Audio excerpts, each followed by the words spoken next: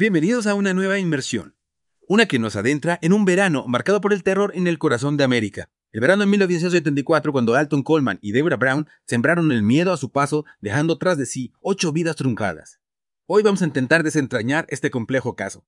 Analizaremos la cronología de los hechos, exploraremos los pasados de Coleman y Brown y trataremos de comprender, si es que es posible, las motivaciones detrás de sus actos. Lo que impacta de este caso no es solo la brutalidad de los crímenes, sino también la aparente aleatoriedad de las víctimas y la compleja dinámica entre los dos perpetradores. Para entender esta espiral de violencia es fundamental comprender quiénes eran Alton Coleman y Deborah Brown. Comencemos por contextualizar. Entre mayo y julio de 1984, el miedo se apoderó de 6 estados, mientras esta pareja se embarcaba en una ola de crímenes. Y aquí es donde la historia se vuelve aún más compleja. Tanto Coleman como Brown eran afroamericanos, al igual que la mayoría de sus víctimas, lo que desató un debate sobre si la raza jugó un papel en sus actos. Una incógnita que nos acompañará a lo largo de esta inmersión. Sin duda, la cuestión racial es un factor crucial en este caso. Para empezar a comprenderlo, analicemos el pasado de Alton Coleman. Nacido en Waukegan, Illinois, su infancia estuvo lejos de ser idílica. Un padre ausente, una madre trabajadora y una vida que parecía encaminada a los problemas desde el principio. Y su historial delictivo es, por decirlo suavemente, extenso. Entre 1973 y 1973 acumuló 6 cargos por agresión sexual, lo que revela un patrón preocupante de comportamiento depredador. Un dato escalofriante es que cuando huyó y comenzó esta serie de asesinatos con Brown, estaba en realidad a la espera de juicio por la violación de una niña de 14 años. Es decir, que sus crímenes iban en escalada, cada nuevo delito superaba al anterior. Y a esto hay que sumarle el posible papel de sus diagnósticos de salud mental, trastorno antisocial de la personalidad, narcisismo y posible psicosis. Sin duda, estos factores añaden una capa adicional de complejidad al caso. Es importante destacar que estos diagnósticos no excusan sus acciones, pero sí pueden arrojar luz sobre las motivaciones y el comportamiento de Coleman. Pasemos ahora a Deborah Brown. Nacida en 1962, su historia contrasta enormemente con la de Coleman. Sin antecedentes penales previos y con un historial de discapacidad intelectual, sufrió una grave lesión en la cabeza de niña, lo que podría haber afectado significativamente a su juicio y haberla hecho más vulnerable a la manipulación. Este es un punto crucial porque plantea la cuestión de su grado de responsabilidad en los crímenes. ¿Fue una participante voluntaria o fue coaccionada por Coleman? Su diagnóstico de trastorno de personalidad dependiente sugiere una vulnerabilidad que Coleman podría haber explotado. Su macabro periplo comenzó en Kenosha, Wisconsin, donde Coleman, tras ganarse la confianza de la madre de Bernita Witt, una niña de 9 años, la secuestró. Este acto de traición es especialmente escalofriante. Bernita fue encontrada semanas después en un edificio abandonado con signos de agresión sexual y estrangulada. Un cruel inicio para una serie de crímenes que se extendió por Illinois, Indiana, Michigan, Ohio y Kentucky, dejando un reguero de dolor a su paso. Para comprender la magnitud de esta tragedia, es necesario detenernos en algunos de los incidentes más impactantes. En Toledo, Ohio, Virginia Temple y su hija de 9 años, Rachel, fueron encontradas estranguladas en el sótano de su casa. La brutalidad de este crimen conmocionó a la comunidad. Asesinar a una madre y a su hija en su propia casa amplificó la sensación de vulnerabilidad y miedo. Es un recordatorio perturbador de la oscuridad que puede ocultarse bajo la superficie de la vida cotidiana. Luego está el asesinato de Toni Story, una joven de 15 años en Cincinnati. Este caso es particularmente inquietante porque Toni era la única víctima blanca y se encontró una pintada racista en la escena del crimen. Este detalle alimentó el debate sobre la motivación racial de los crímenes. ¿Fue un crimen de odio o simplemente un acto de violencia aleatorio en una serie de asesinatos que se centró principalmente en víctimas afroamericanas? Esta pregunta seguirá presente a medida que profundicemos en el caso. Otro incidente escalofriante fue el ataque a la familia Walters en Norwood, Ohio. Marlene Walters fue brutalmente asesinada, mientras que su esposo Harry fue gravemente golpeado, aunque sobrevivió. ¿Te imaginas el trauma que sufrió su hija Sherry al llegar a casa del trabajo y encontrar el cuerpo de su madre? Este crimen destrozó una familia y dejó cicatrices imborrables en todos los involucrados. El nivel de violencia infligido a Marlene Walters es realmente aterrador, una muestra absoluta de desprecio por la vida humana. Sin embargo, en medio de esta oscuridad hubo un rayo de esperanza. El profesor Olin Carmichael Jr. fue secuestrado en Kentucky, pero fue encontrado con vida atrapado en el maletero de su coche. Su supervivencia ofreció un pequeño destello de luz en esta narrativa tan sombría. Demostró que incluso ante una crueldad inimaginable todavía existía una posibilidad de supervivencia. Pero lamentablemente la espiral de violencia no se detuvo ahí. La siguiente parada de este macabro viaje nos lleva a Indiana, donde Coleman y Brown asesinaron a 2 jóvenes. Donna Williams, de 25 años, y a su sobrina Tamika Turks, de tan solo 7. Este doble homicidio perpetrado con una crueldad inusitada conmocionó a la opinión pública. La brutalidad empleada contra dos mujeres indefensas intensificó la presión sobre las fuerzas del orden que se encontraban ante un caso que parecía no tener fin. Pero todo tiene un final, y el de esta pareja de asesinos estaba cada vez más cerca. La presión para capturar a Coleman y Brown aumentaba con cada nuevo crimen. La sociedad americana, aterrorizada, exigía respuestas. Y finalmente la justicia se abrió paso.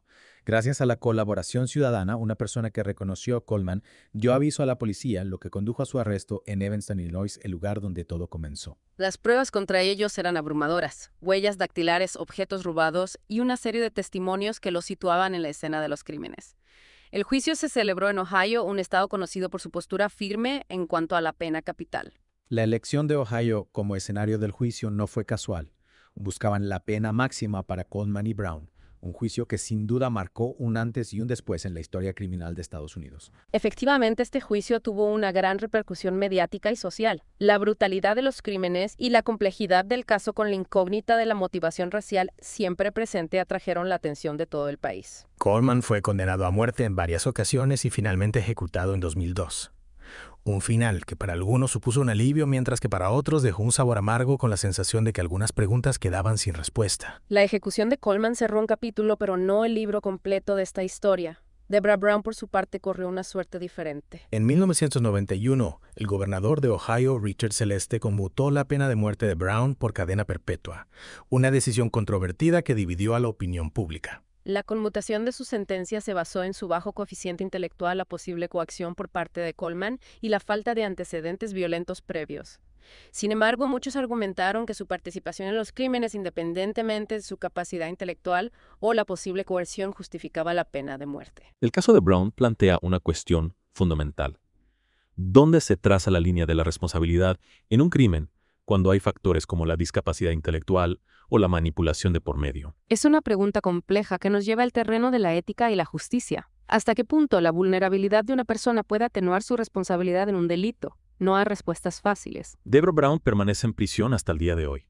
Su caso nos obliga a reflexionar sobre la complejidad del sistema judicial y los desafíos que plantea a la hora de determinar la culpabilidad y la responsabilidad individual. Ahora volvamos a la inquietante pregunta de la motivación racial. Sabemos que la mayoría de las víctimas eran afroamericanas, al igual que Coleman y Brown. ¿Fue simplemente una cuestión de conveniencia, una forma de mimetizarse en las comunidades, o había algo más siniestro en juego? Es una pregunta difícil de responder. Algunos argumentan que la elección de las víctimas fue oportunista, lo que les permitió moverse con mayor facilidad dentro de las comunidades afroamericanas. Sin embargo, otros, incluido el perfilador del FBI John Douglas, creen que al menos hubo cierto elemento de odio racial que impulsó sus acciones. Douglas, en su libro La anatomía del motivo, cita un incidente en el que Coleman profirió insultos racistas durante uno de los ataques. Este detalle es escalofriante y sugiere que la raza pudo haber jugado un papel más importante de lo que algunos están dispuestos a reconocer. Y no podemos olvidar la pintada racista que se encontró en la escena del asesinato de Tony Story, su única víctima blanca. Es un detalle perturbador que añade otra capa de complejidad a este ya complicado caso. El caso de Alton Coleman y Deborah Brown nos confronta con una realidad incómoda. El racismo sigue presente en nuestra sociedad y puede manifestarse de formas terribles. Este caso nos obliga a reflexionar sobre cómo nuestras percepciones y prejuicios pueden influir en la forma en que vemos el crimen, a los criminales y a las propias víctimas. Y también nos recuerda que la justicia no siempre es ciega, que la raza y el origen étnico pueden influir en cómo se juzga a las personas y en las sentencias que reciben. Más allá de las cuestiones legales y la búsqueda de justicia, es fundamental recordar a las víctimas y el impacto devastador que estos crímenes tuvieron en sus familias y comunidades. El miedo, la incertidumbre y el dolor que experimentaron son inimaginables. La vida de estas personas cambió para siempre, marcadas por una tragedia que nunca podrán olvidar. Este horror que sembraron Coleman y Brown dejó una huella profunda en la sociedad americana. Más allá del dolor y la conmoción, este caso impulsó cambios importantes en la forma de investigar y perseguir a los criminales, especialmente aquellos que operan a través de las fronteras estatales. Efectivamente, este caso fue un punto de inflexión. La necesidad de coordinar esfuerzos entre diferentes estados para capturar a estos fugitivos puso de manifiesto las deficiencias del sistema.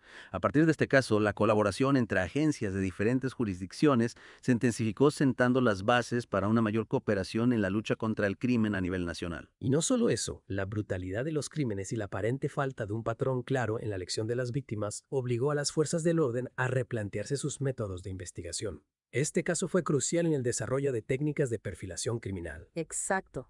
Figuras como John Douglas, pionero en la perfilación criminal del FBI, utilizaron este caso para estudiar los patrones de comportamiento de los asesinos en serie, buscando comprender sus motivaciones y predecir sus movimientos.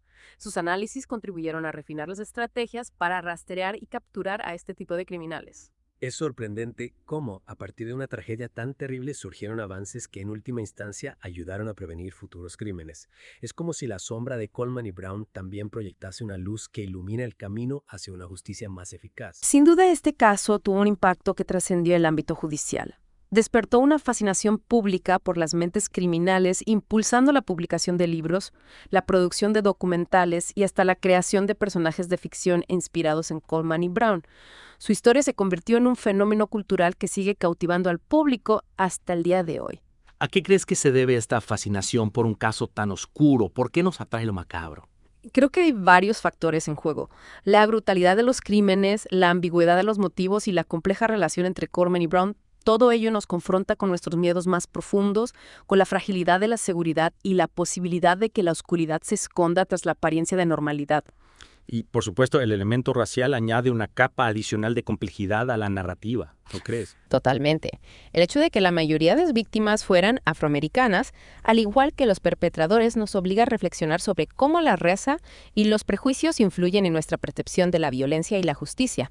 Este caso nos recuerda que a pesar de los avances en materia de derechos civiles, el racismo sigue siendo una realidad en nuestra sociedad y puede manifestarse de formas insidiosas y letales. A lo largo de esta inmersión hemos recorrido un camino tortuoso marcado por la violencia, la incertidumbre y la búsqueda de respuestas. ¿Qué podemos concluir de este viaje al corazón de la oscuridad? El caso de Alton Coleman y Deborah Brown nos confronta con verdades incómodas sobre la naturaleza humana, la complejidad del sistema judicial y el legado persistente de la desigualdad racial. Nos recuerda que incluso décadas después seguimos luchando contra los mismos demonios. La violencia sin sentido, la dificultad de definir la responsabilidad individual y la búsqueda de justicia en un mundo donde las respuestas no siempre son fáciles de encontrar. Este caso nos deja con más preguntas que respuestas, pero quizás esa sea la lección más importante. Nos invita a no dar nada por sentado, a cuestionar nuestras propias percepciones y a luchar por un mundo donde la justicia sea realmente ciega y la violencia no tenga cabida. Y sobre todo a recordar a las víctimas, a honrar su memoria, trabajando por una sociedad más justa y compasiva donde la empatía y el respeto por la dignidad humana sean los pilares fundamentales. Gracias por acompañarnos en esta profunda inmersión. Esperamos que este viaje, a pesar de su crudeza, haya despertado la reflexión y el diálogo sobre temas tan cruciales como la justicia, la igualdad y la responsabilidad que todos compartimos en la construcción de un mundo mejor. Hasta la próxima. Sigan explorando, sigan cuestionando y sigan buscando la verdad por incómoda que ésta pueda resultar.